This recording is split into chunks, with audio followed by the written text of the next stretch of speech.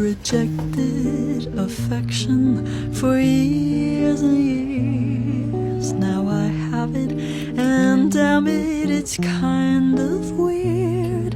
He tells me I'm pretty, don't know how to respond. I tell him that he's pretty too. Can I say that? Don't have a clue. With every passing moment, I surprise myself.